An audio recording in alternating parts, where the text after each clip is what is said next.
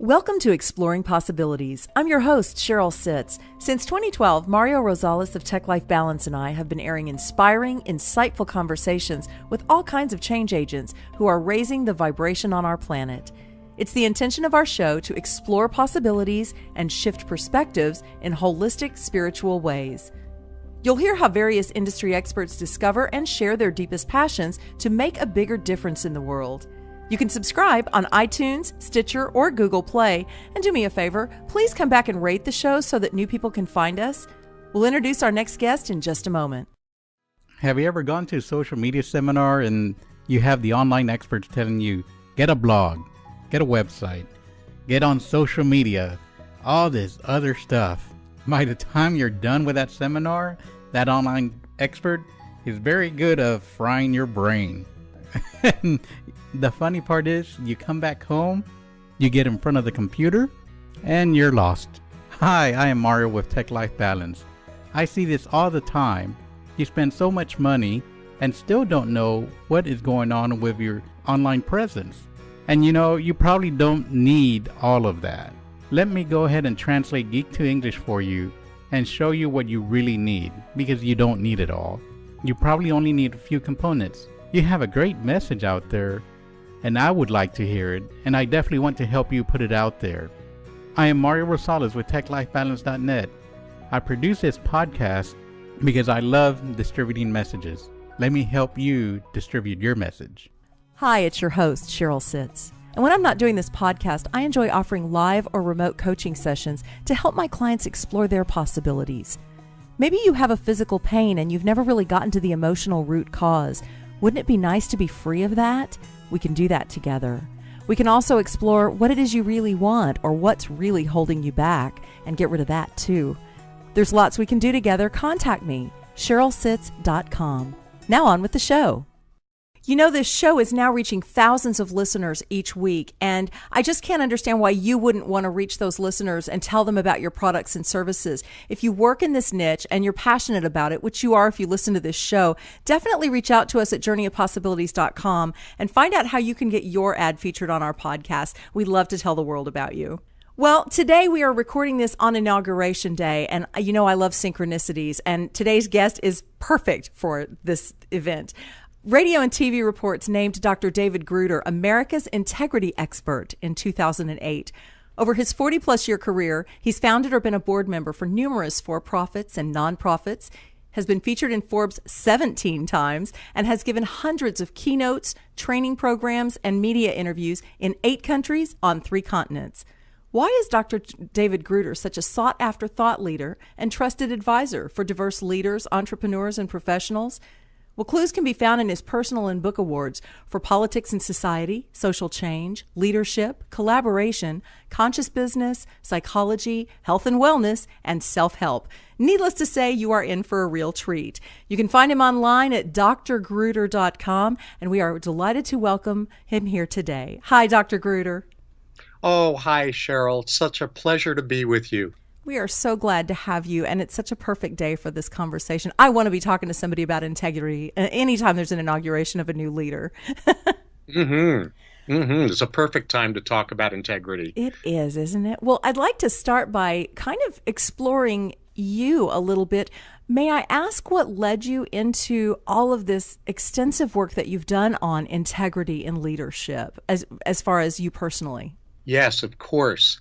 There are a lot of different pieces to that puzzle, but I'm going to touch on some of the highlights in a relatively brief way, and feel free to ask for more detail if any of them stand out to you, because my history is being a transparent, open book anyway about my own history, the good, the bad, and the ugly. Starting off all the way back in childhood, there were a couple of pieces that really feed into answering your question. The first is that my dad was an attorney who, even though he made his living in tax law, his first love was constitutional law. And so he really steeped me in growing up in constitutional law. And that has impacted my worldview and my understanding of politics all the way through my lifetime, and has really, in fact, caused me to be transpartisan since I was a teenager. And I'll share a brief incident that happened when I was a teenager back in the 1960s, when the war in Vietnam was raging and my high school was polarized into two groups. One group was called the hippies, and they were against the war in Vietnam. And the other group in my high school, they called themselves the greasers, and they were for the war in Vietnam. And the hippies wore black armbands to protest the war, and the greasers wore white armbands to protest the protesters. And I really got very fed up with that polarization and tried to figure out what to do to make a statement. So I got to work in designing an armband that I didn't know how to sew, so I recruited my mom into sewing it for me. And the armband was two bands tied together. One was black, one was white, and across both of them was written the word anti-polarization. So my armband finally gets ready for me to wear on the first day, and so I put it on and I proudly wear it into my high school, wanting these two groups to start joining together in dialogue, finding mutual ways to synergize their perspectives. And so a group of greasers and a group of hippies end up surrounding me, circling me, and in one voice, they start screaming at me, all with the same message, both sides, accusing me of being a coward who refused to take a stand. And they didn't understand that what I was trying to convey was my stand, that my stand was, we've got to find the wisdom in seemingly opposite perspectives in order to generate really sustainable, high-quality solutions. And so it was a really early lesson in my getting my wish, which was to get these two diverse groups on the same page. But I was so young that the only way I knew how to do that, I didn't know this until that moment, was to get them to join together to criticize me. Right. You sacrificed yourself to bring them together, right? Unknowingly sacrificed myself. And my life since then has been about learning how to bring individuals and groups together without turning myself into the sacrificial lamb, which I believe I've finally succeeded at doing. So that's one piece from my childhood. And is it okay if I share a couple of other personal pieces? Oh, please. Yes. So the interesting counterpoint to that was shortly after that, in 1968, I ended up at Woodstock. And actually, my parents sent me. Now, they didn't know what they were sending me to, right, because nobody knew what Woodstock was going to be beforehand. But Woodstock really impacted my worldview just as much as my father's perspective on constitutional law did, because here I was, a 15-year-old, naive. I came to Woodstock a drug-free virgin, left Woodstock a drug-free virgin, believe it or not. I thought I was there for the music, but what I was really there for, that I didn't, of course, know ahead of time, was to experience what it was like to be in the middle of a temporary city of 500,000 people who knew the world's eyes were on us and were dedicated to showing the world that 500,000 people could actually have each other's backs. And to be part of that really showed me that we could have far more positive impact than we thought we could. And that was a very profound experience. And then fast forwarding to September 11th, 2001, I was born and raised in New York, and I've lived in California since 1975, but my mom was still alive at that time. She was living back in the home that I grew up in the second half of my childhood in New York. And I was back in New York to help my mom begin to prepare her house to be sold, because she had decided the time had come for her to move out of that house. and I was there when 9/11 occurred. Wow. And I was very impacted being in New York on 9/11, of course, as many others were, whether they were in New York or not, but particularly New Yorkers were very impacted by being in the vicinity of Ground Zero. And when the foreign policy statement came out about a response to 9/11, about 3 weeks after 9/11, it was so much the opposite of what I knew that the New Yorkers' perspective about 9/11 was, that something snapped in me. And I knew that I needed to make a statement about an integrative, holistic response to the root causes of terrorism psychologically, which I refer to as fanaticism disorder. And so out of all of that experience, my declaration of global responsibility got birthed. And when I had finished writing it, I wrote it with an intention that I would somehow, in ways that I didn't know how to orchestrate, would end up being brought to Geneva, which is the working capital of the United Nations, to talk about this and to help elevate the consciousness of world leaders. And through a bunch of synchronicities, a handful of years later, I was brought to Geneva to train a group of ambassadors to the World Trade Organization in collaboration-based negotiation strategies instead of the common ones, which are compromise or coercion-based. So that's just some of the background, and there's more, but that's some of the highlights of how I ended up being so integrity-focused in my life's work. Well, and I have to ask you what's going through your mind as you're doing these things, both at the very local level of what impact it has at a city and then all the way up to the UN. Today is a very emotional day across much of the world as we bring a new president into office, a very controversial campaign trail for both of the parties. And then now this inauguration, it seems like emotions are more heightened than I've probably seen them since the 60s around politics and what's going on. What are you feeling around all of that from your perspective? Yeah, I'm feeling an exquisite blend of joy and fear.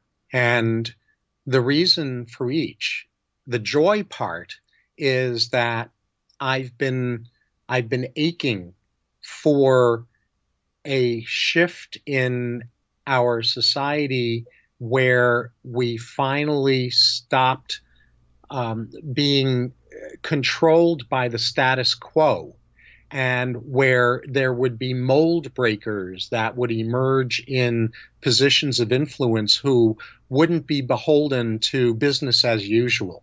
So my joy part is about seeing that that's exactly what's going on, and it's upsetting everybody.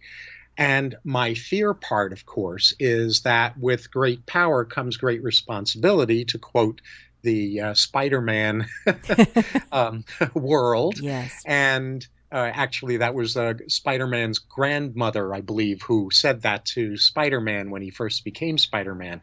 And so here we have someone who's very mercurial, who's very unpredictable, who has been inaugurated as president on this day that you and I are recording this interview. And it's really an unknown in terms of how he is going to step into that role once he has really gone through the top level security briefings that only the President of the United States receives. Yes. Yes, we were kind of speaking about that before the interview. He gets the rest of the story and then gets to figure out what he's really facing in terms of his objectives. Mm-hmm. Yes. So it's a combination of joy that the pot's being stirred and fear about the wild card unpredictability of what that's going to lead to. And of course, what I'm holding space for is the elevation of consciousness that I've been aching for since 9/11. Yes. Literally since 9/11, and kept hoping that it would that happened, that this shift would happen as a result of 9/11, which in my opinion it didn't, and then as the result of the 2008 meltdown, which in my opinion it didn't. And so now this is my next hope, that we will elevate our consciousness. I am so aligned with you on that. And to me, it seems like the first hurdle had to be to get us past apathy, because most of America wasn't even voting. Most of America seemed to be sleepwalking through daily routines and so fixated on, just the immediate needs and wants that there wasn't much involvement in the big picture. And I'm not seeing as much apathy anymore. For better or worse, seems like everybody's at least awake now, or most of us are. Yes, I think that much larger a percentage of our population is emerging from what in psychology we call learned helplessness. And learned helplessness means I have no impact, so why bother? And what learned helplessness leads to is either a collapse into victimization, or an expansion in a negative way into narcissism, into self-centeredness, and I'm just going to take care of me, and who cares what the impact of me doing what I want to do has on others.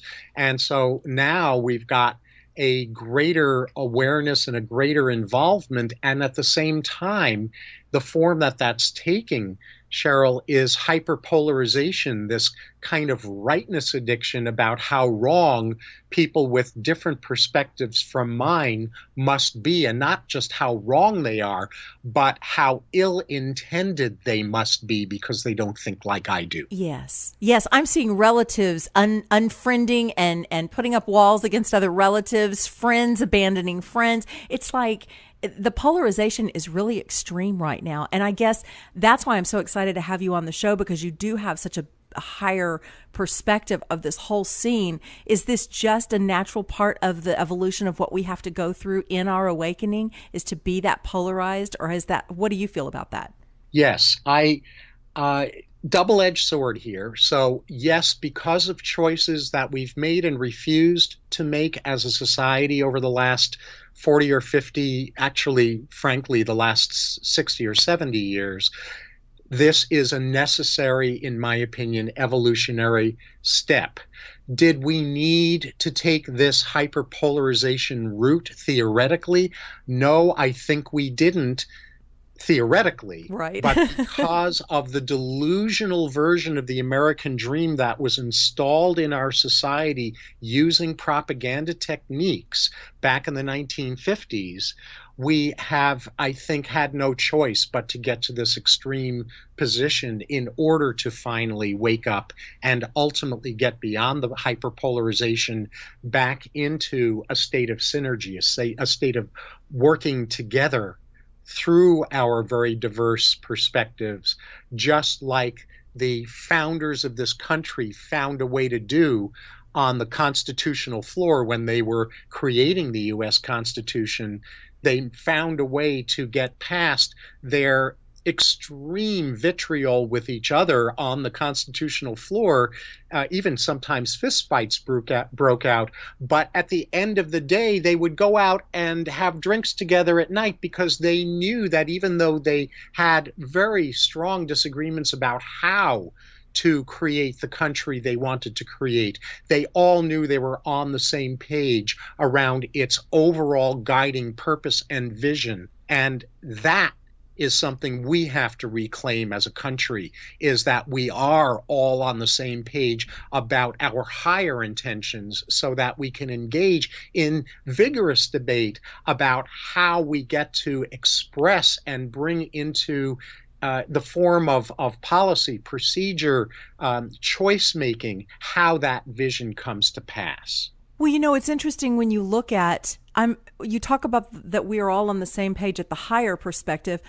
I don't encounter a lot of that when I look at the different, it's almost down to the class system, like it's always been. It depends on what class you ask and how they're doing financially and how they feel about the American dream and where we're at in building that, or whether they want a new American dream. Where do you see all this going with the American dream as it's been held for the last 40 or 50 years and what's coming for us. Yes, I agree with you, by the way, that there is a class divide.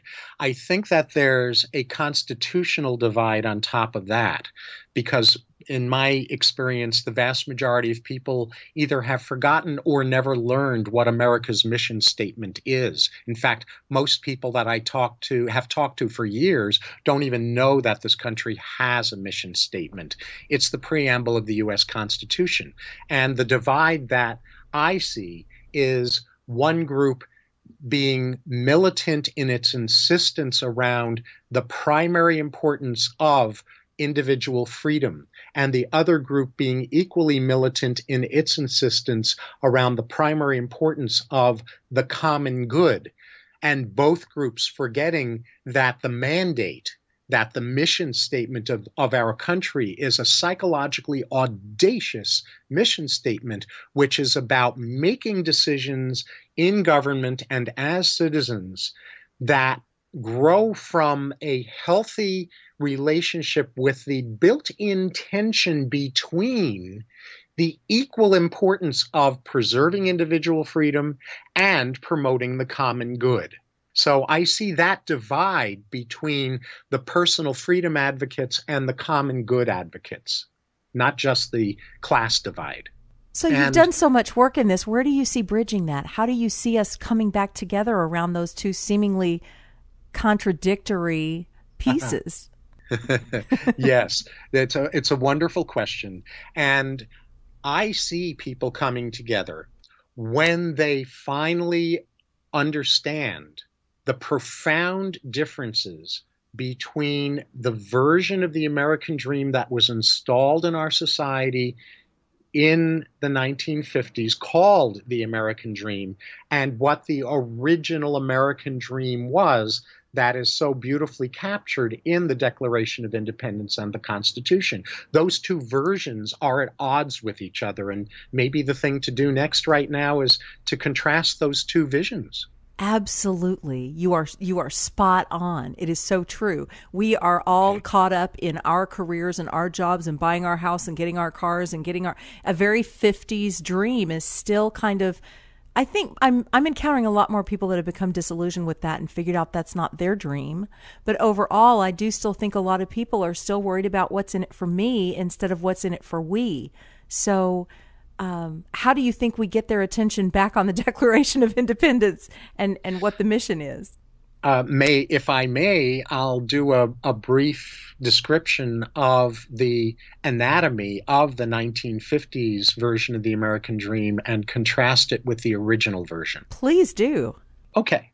So at the end of World War II, Harry Truman was president, and he was aware that there were two very, very overriding priorities from his perspective that our country was faced with.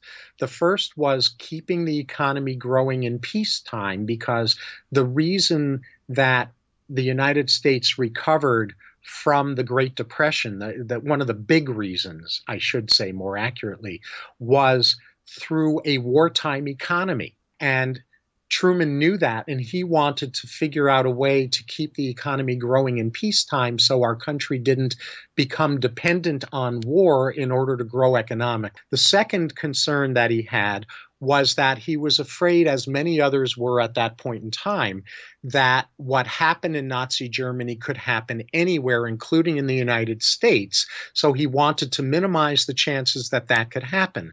The reason he was concerned, and others were concerned about that, was because the Nazi propaganda machine was built on the published works of the father of modern public relations, who was an American patriot by the name of Edward Bernays. And so he knew that Bernays's tactics were far more powerful than they were already understood to be in the United States before the Nazi minister of propaganda, Herr Joseph Goebbels, got his hands on Bernays's published works.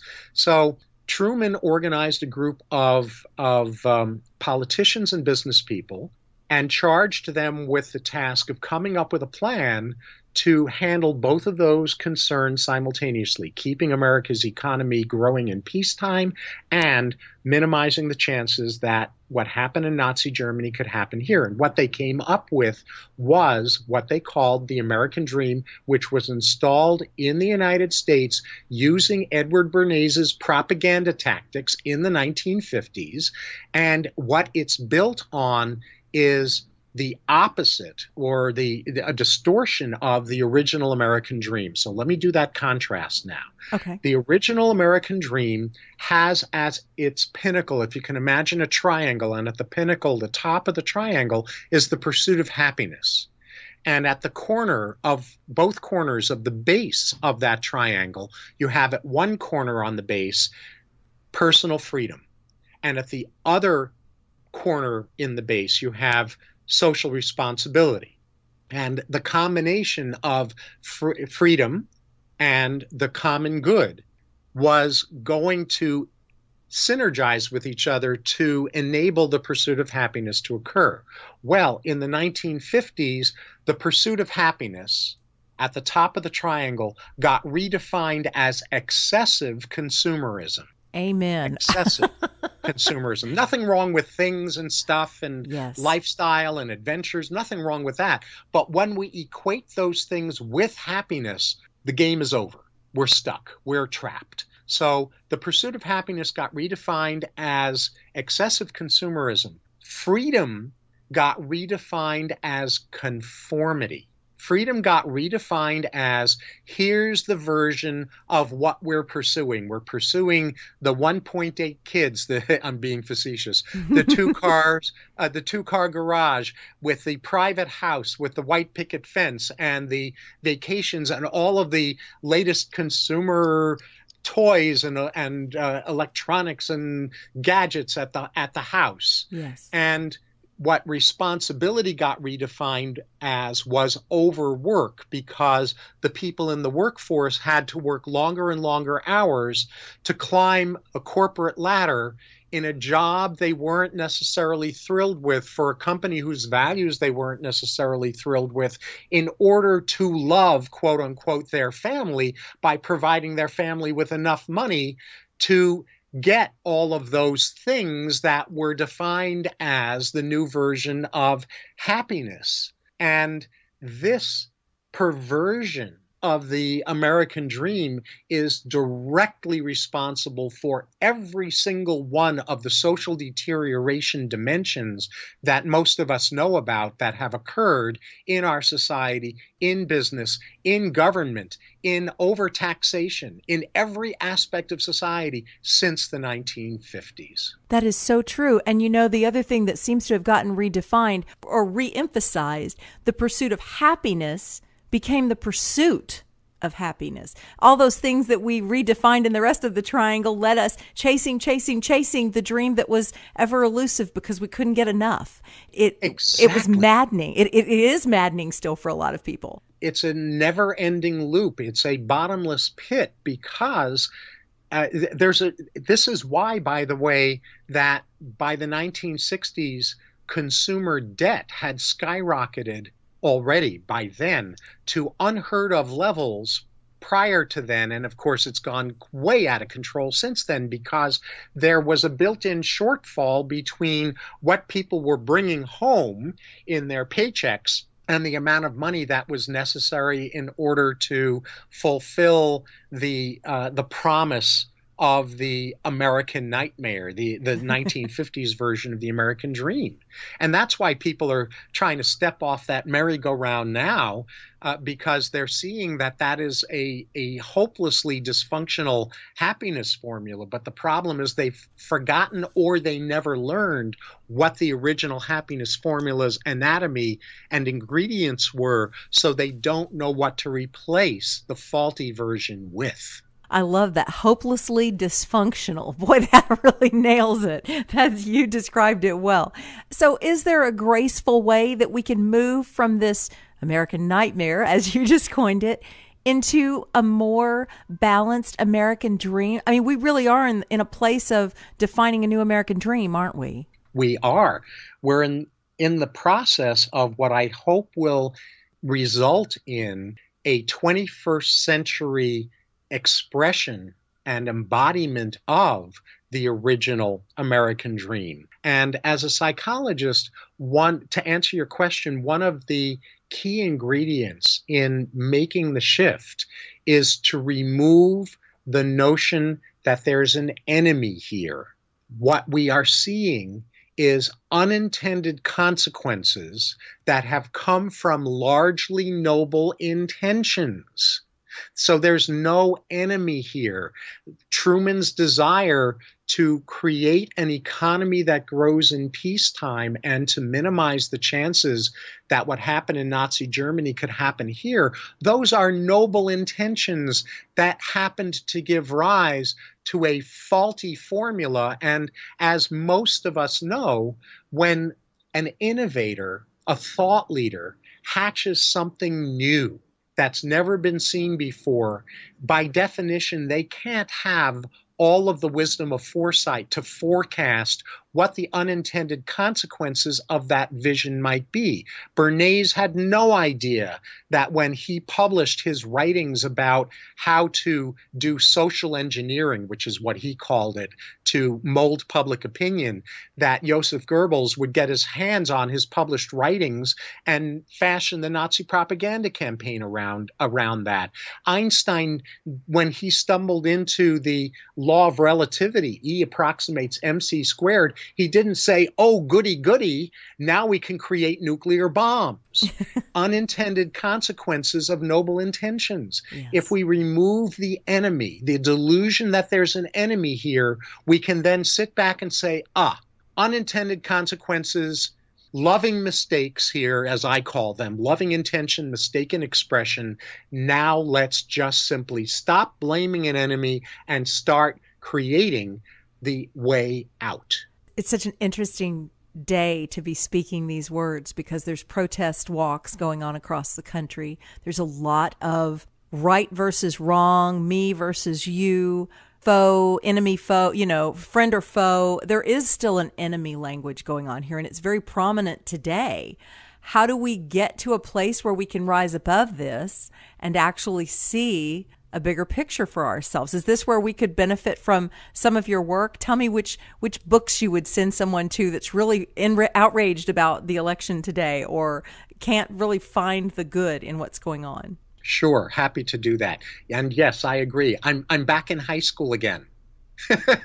I'm back in high school where this hyperpolarization was going on. And, we just didn't learn our lesson from the 1960s. So yes, there are a couple of resources that I have that I think could really be helpful to people. One resource is a free resource, which is the Declaration of Global Responsibility that I wrote, although that's a little bit more limited in scope because that's an integrated approach to dealing with the roots of terrorism and really the roots of polarization at a broader level.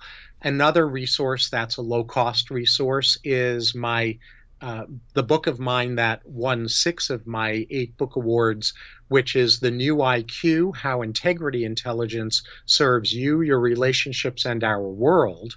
The third is something that I'm bringing online again very, very soon, which is going to be a free resource as well. It's my Reconciliation Roadmap.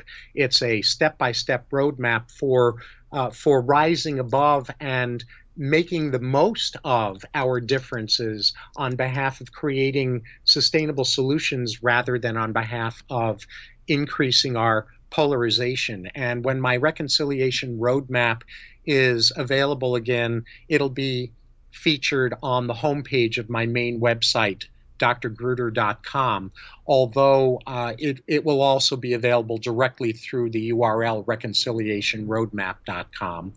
And then the final piece is that people are struggling, I believe, to develop right relationship with power. A lot of people are stuck in the power means tyranny, power means coercion, and if I'm going to step into power, I have to sacrifice my integrity and social responsibility, and that's a lie.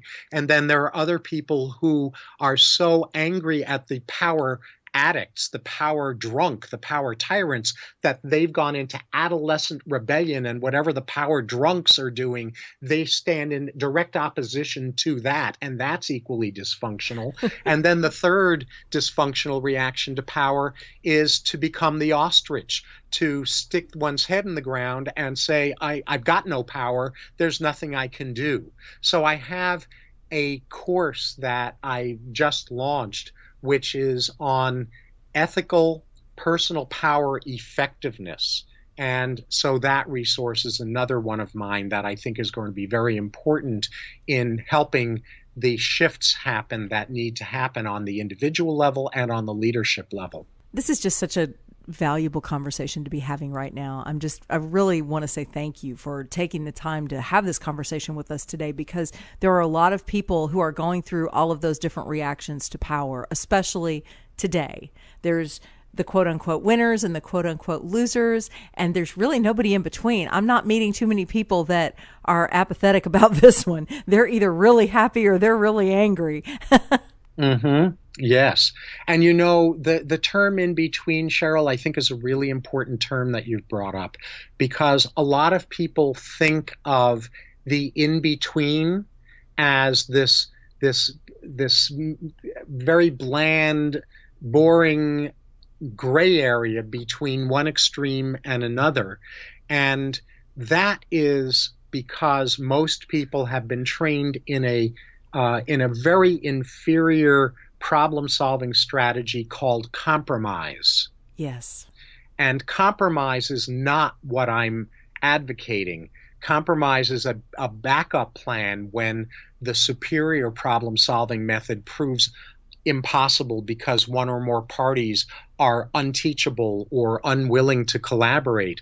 But the best attainable outcome with a compromise strategy is all parties walk away from the negotiating table feeling equally ripped off. And I'm not advocating that. That is not the in-between that solves anything. That's so true.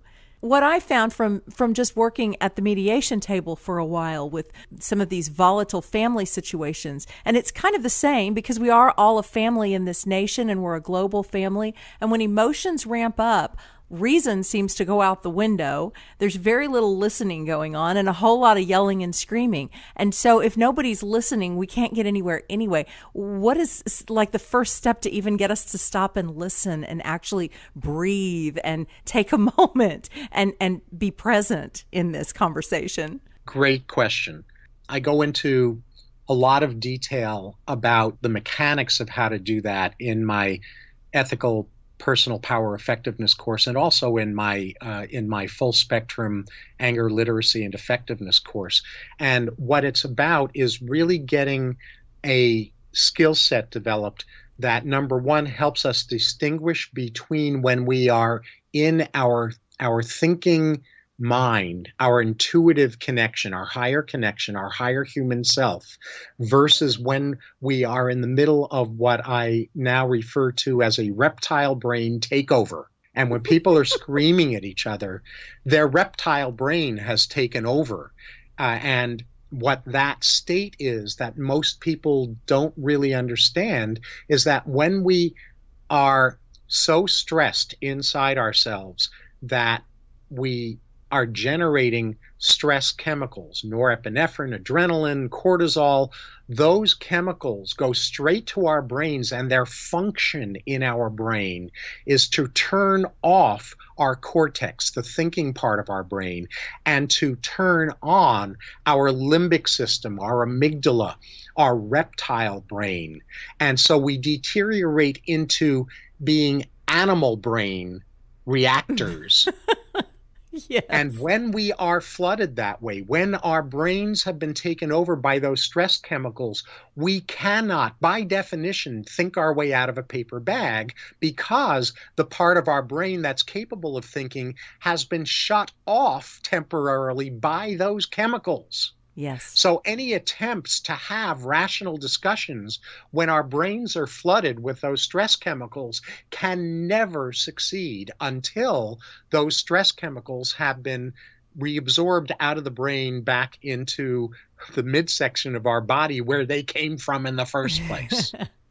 And possibly one of the hardest, most grown-up things we have to learn how to do is in the moment that we most want to scream or punch somebody, that we stop and take a breath and calm down and be able to actually come back to that reasoning place where we can have a conversation. But and it seems like then we get the mob effect, when we get more people in these protests and things, and that takes over and emotions even escalate further. So I am setting the intention that we'll take a big collective deep breath after today and start to actually be able to think collectively. Where do you see that starting to happen? Where I see it starting to happen is in a number of different communities of people that are attempting to do this very thing. I'm not connected with any of them directly yet, so I'm not remembering the names off the top of my head, but there are groups that are really dedicated to finding the third way, the alternative to either or. And I think that regardless of whether someone finds those groups or doesn't, I think the challenge in front of every one of us is to elevate ourselves into a level of psychological competency that's rarely talked about, which is tensions competence, the ability to hold in a good way inside ourselves the tension of what seems to be an either or, so that we can find the grains of truth or the nuggets of truth or the boulders of truth in each of the either or perspectives, so that we can build a both and wisdom. And when people don't have that priority nor that maturity to hold tensions with grace, nothing gets to shift. That's one of the keys to effective personal power, is that tensions competency. Thank you for outlining that. I like that. I'm going to have to go back and jot that down. That was very clear. I liked that explanation a lot. Well, I had a whole list of things I wanted to talk to you about today, and the time has just flown, but I feel like everything we've covered has been exactly what needed to be said right now. So thank you for all of that. And I like to leave each of my shows asking the question if you have a parting thought that you would like to share with our listeners. Sure. When I was a child, the family received a New Year's card it was a UNICEF New Year's card. And what it said went straight to my soul, even though I was about 6 years old at the time. And I'll share with you that message because I've never forgotten it. The greater peace will only come after the smaller peace we make with each other. I love that. That's beautiful. So true. Isn't it interesting how the best truths that we learn can be in such short little phrases? Yes, indeed. Dr. Gruder, thank you for all that you do. You are a bright light in our world right now, and you bring such an important message for us to hear and hold on to and align with as we all work together to create the shift of our dreams on this planet. Thank you. Thank you. My pleasure. Thank you so much for having me, Cheryl. I know you didn't get to other questions, so if you do want to get to those, I'd be glad to come back on your show in the future. Oh, thank you so much. And take care and keep shining bright. Thank you, and you too. Would you like to be a guest on Exploring Possibilities? Drop me a note at info@journeyofpossibilities.com. Thanks so much for joining.